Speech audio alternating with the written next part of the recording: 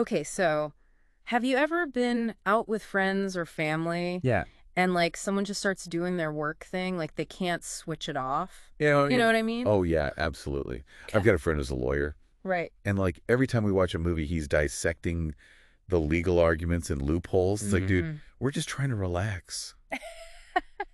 It's like, come on, man. It's Exactly. Saturday night.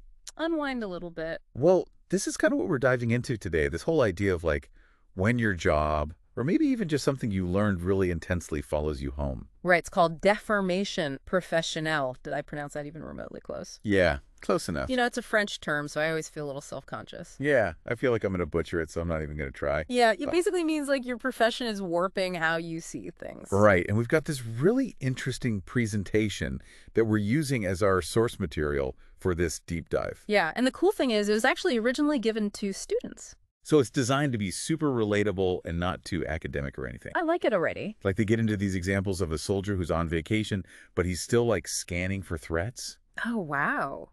A teacher who just can't stop correcting their family at the dinner table. Oh, that's a classic. And even like someone who took driver's ed and now they do this super weird thing. Wait, what? I'm not going to spoil it. We'll get to that one later. Okay, you gotta keep me hooked. Yeah, you'll love it. So, before we jump into all the juicy examples, Yeah. let's maybe start by like defining what this deformation professional thing actually is. All right. So it's basically this idea that like the roles we have in our jobs or, even just skills we learn from really intense experiences, Mm-hmm. they start to kind of seep into our personal lives. Right, like they're spilling over. Exactly. And it's not always a bad thing, right? Like sometimes it can be helpful. For sure. But sometimes it can be super awkward or even kind of problematic. Totally. Like imagine a surgeon who brings their super sterile habits to a barbecue. Ooh, yeah, that'd be a little much. Like scrubbing everything down. Right. Like, hey, man, chill out. We're just trying to have some fun. Exactly. Yeah. So, yeah, finding that balance is key. So how does this whole thing actually happen? Like what's going on in our brains? Well, our brains are basically efficiency machines. Right. Like they love to create shortcuts and routines. Okay. So when we spend a ton of time doing something like for our job or even just a hobby we're really passionate about, Mm-hmm. our brains are like, okay, this is important. Let's streamline this process. Make it automatic. Exactly. Hmm. And that's great for work, Yeah. right? Like you become more productive. You can make decisions faster. You're in the zone. Yeah. But sometimes of those same automatic responses, those shortcuts, they don't really translate so well to other parts of our lives. It's like they overgeneralize. Yeah, exactly. So that's where those funny or awkward situations can pop up. Exactly. Like that driver's ed example I mentioned. Yeah, oh, yeah, you gotta tell me about that one. Okay, so picture this. You're learning to drive. You're super focused on doing everything right. Right, gotta be safe. And you practice buckling your seatbelt like a million times. Yeah, it becomes second nature. Right, so then you pass your test. You're all excited. You get your license. You hop on your bicycle. Oh, And you instinctively reach for a seatbelt. I can totally see that happening. Right, like your brain's on autopilot. It's like, Yeah. okay, gotta buckle up. This muscle memory gone wrong. Yeah, but in a funny way. Okay, so that's a harmless example. Yeah. I'm guessing it's not always so funny. Definitely not. Yeah. Like, let's take the soldier on vacation. Okay, yeah, the presentation mentioned that one. So this guy, he was like an elite Like soldier. the special forces or something? Yeah, something like that. Yeah. And he's on vacation with his family. Trying to relax. Yeah, exactly. They're at a shopping mall, Oh, pretty normal. but he can't chill out. Mm. He's constantly scanning the crowd. Looking for exits? Yeah, checking for potential threats. Oh, wow. Like his training just kicked in. It's like his brain is still in combat mode. Totally. Even Oh, though yeah. he's consciously trying to enjoy his time with his family, That's kind of sad. it is. Like his hypervigilance is preventing him from fully being present. And connecting with his loved ones. Exactly. And I think that's a really important point, that the context where we learn these skills, it really matters. Right. It shapes how those skills manifest. Totally. Okay, so we've got the soldier who's a little too vigilant. Yeah. What about the teacher at the dinner table? You mentioned that one too. Oh, yeah, that's a good one. I think a lot of people can relate to that. For sure, especially if you've ever had a teacher in your family. Right. Yeah. So this teacher, they just can't seem to turn off teacher mode, Even when they're at home, even at the dinner table. like with their own family, Yep, they're constantly correcting people. explaining things, like giving a pop quiz, Right. It's like they're stuck in that role. and everyone else is like, Oh, come on. can we just eat our dinner in peace? Yeah, exactly. So what's going on there? Like, why can't they just switch it off? I think it speaks to this larger idea about the psychology of deformation professional. It's not always a conscious choice, you know? Right. Sometimes these habits, they become so ingrained. Like they're on autopilot. Exactly. Right. And I think a part of our identity gets tied to those professional roles. So it's not just about skills or knowledge. Right. It's about how we see ourselves. Exactly. Yeah. And how we interact with the world. Okay, I'm starting to get it. Yeah. And the challenge, like the presentation talks about, is finding that balance. Right, because we don't want to erase those skills or deny those parts of ourselves. No, not at all. But we also don't want them to take over our personal lives and like mess up our relationships. Exactly. So how do we find that balance? That's the million-dollar question. And I'm guessing it's not a simple answer. Definitely not. There's no one-size-fits-all solution. But I'm sure we'll get into some helpful strategies as we dive deeper into this. Absolutely. We've got some great insights coming up. All right, I'm ready. Let's do it. You know, it's interesting, though, because sometimes those professional skills, they can actually be helpful in our personal lives. Right, it's not at all bad. Yeah, like that teacher with their explaining skills. Mm-hmm.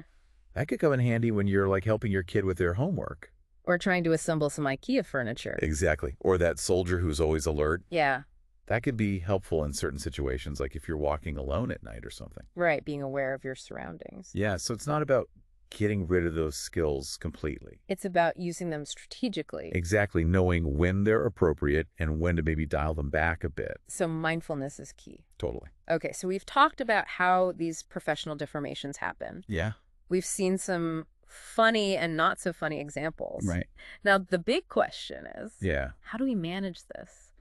How do we prevent those work habits from taking over our lives? Right, because nobody wants to be that person at the party. You know, the one who's always talking shop.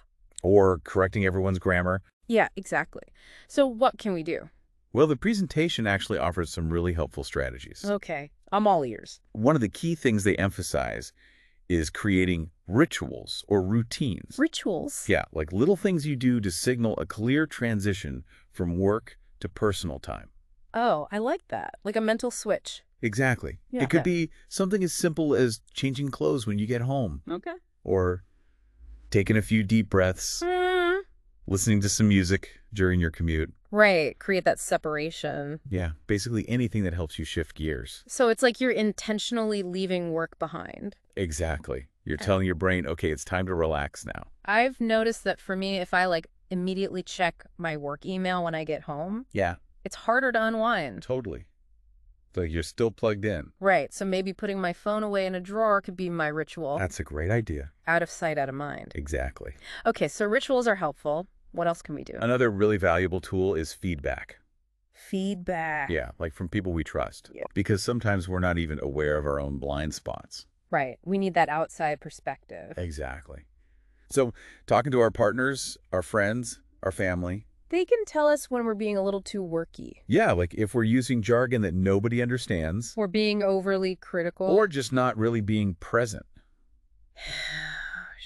That could be tough to hear. It can be, but it's so valuable. Because it helps us see ourselves more clearly. Exactly. And then we can start to make changes. Okay, so rituals and feedback, those are two great tools. Right. What about like actual mindfulness practices? Oh, yeah, those are super helpful too. Because I know mindfulness is all about being present. Right, being aware of our thoughts and feelings. And our bodies. Exactly.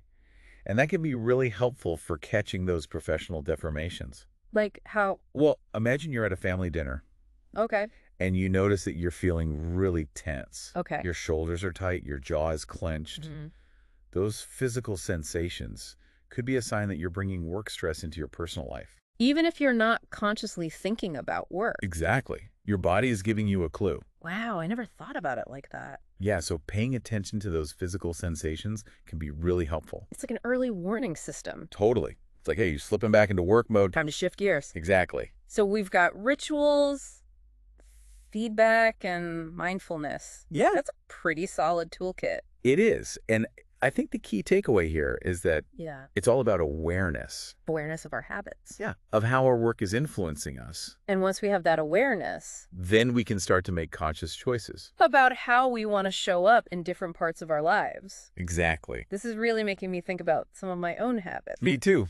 I'm definitely guilty of bringing work home sometimes. Yeah, we all do it. But I think just being aware of it is a huge step. Right. It's the first step towards change. Totally. Okay, so we've talked about how to manage those professional deformations. Yeah. But I want to circle back to something you mentioned earlier about how these skills can actually be assets in our personal lives. Right, because it's not all bad. Yeah. So how do we find that sweet spot That's a great question. where those professional skills are actually helping us? Yeah, without taking over. Like, I'm imagining that surgeon with their super sterile habits. Yeah, Maybe they're the one who always cleans up after a barbecue.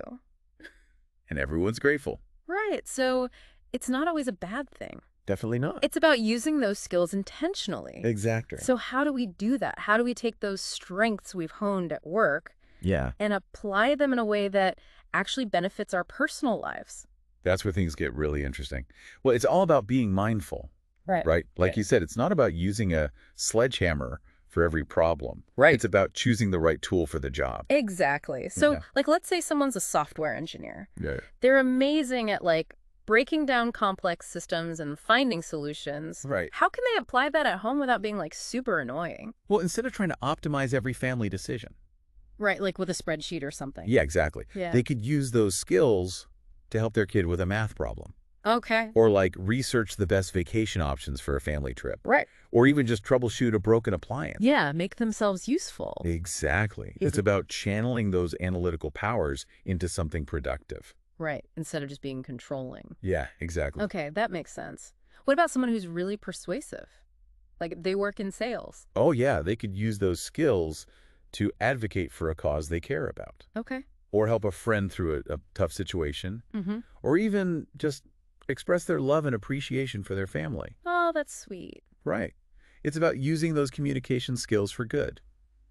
I like that. Using our powers for good. Exactly. So it's not about getting rid of those professional skills. Oh, not at all. It's about being aware of them and using them consciously. Exactly. This has been such a fascinating conversation. Yeah, right? It Yeah. really makes you think. It does. And I think the biggest takeaway for me is that Right. we're not just our jobs. Right. We're complex human beings with all sorts of skills and experiences. And those skills and experiences, they can shape us in both positive and negative ways. Exactly. So it's up to us to be aware of those influences. And make conscious choices about how we want to live our lives. Well said. So to wrap things up, we want to leave you with a question to ponder. Okay. What's one professional habit you might want to leave at work tonight? Ooh, that's a good one. And what's one skill you can use to make your personal life even better? I love that. Take a moment to think about it. Yeah, and until next time, Keep those brains curious. and those work habits in check.